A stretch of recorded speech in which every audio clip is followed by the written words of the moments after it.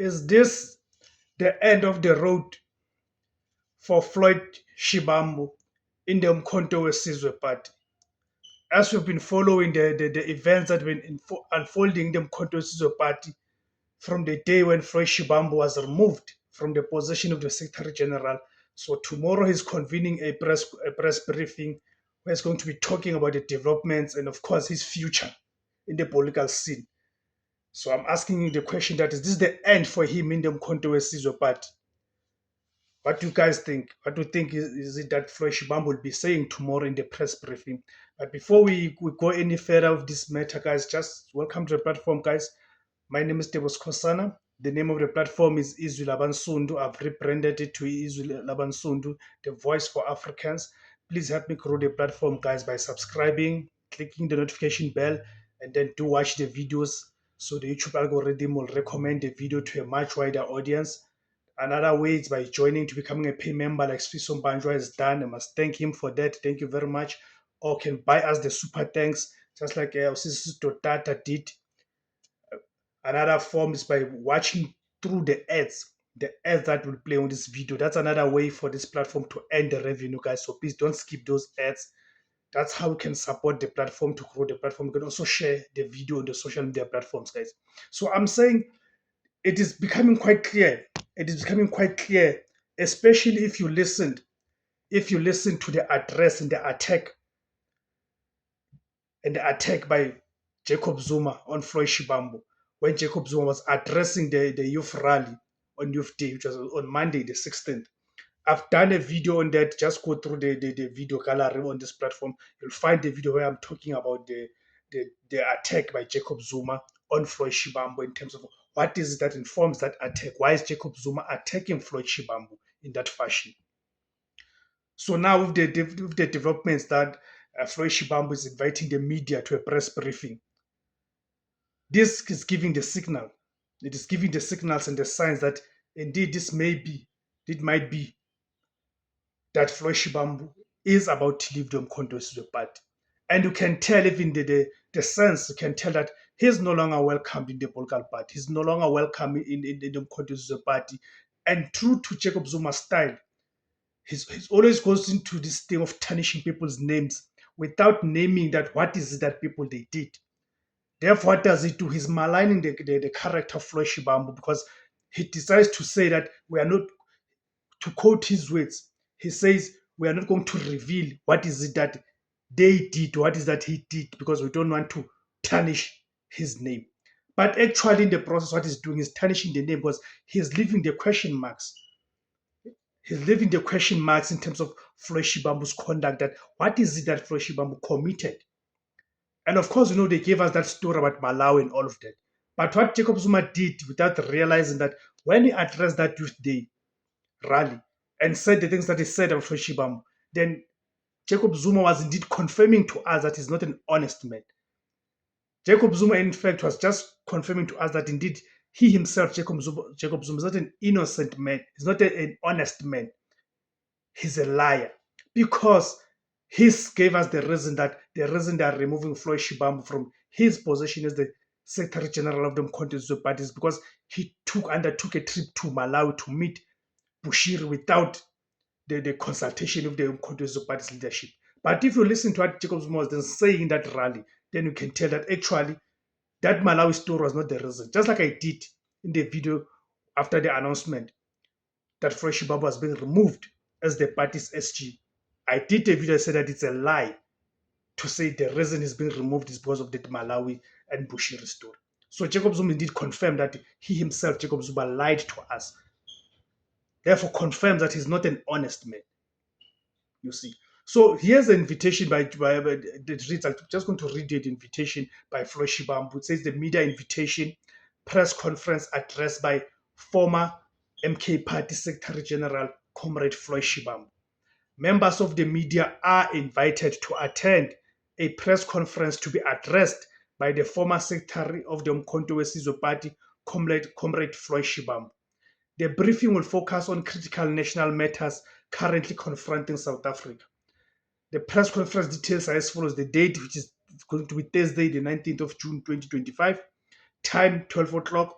and the venue is going to Muhulu Luxury Boutique Hotel, number 37, Hampton Road, Glen, Austin, Midrand, 1685, Gauteng, South Africa. Strictly accredited media houses will be permitted to attend to cover the press conference. Media representatives are kindly requested to RSVP on the provided details and arrive early for setup and registration. That's how the media statement reads, of course. So I'm saying that what is quite clear is that can no longer be doubted is that Floyd Shivambu, his time in the Mkhonto Party has come to an end. It has come to an end because it is either is going to resign himself or is going to be expelled from the Mkhonto Party.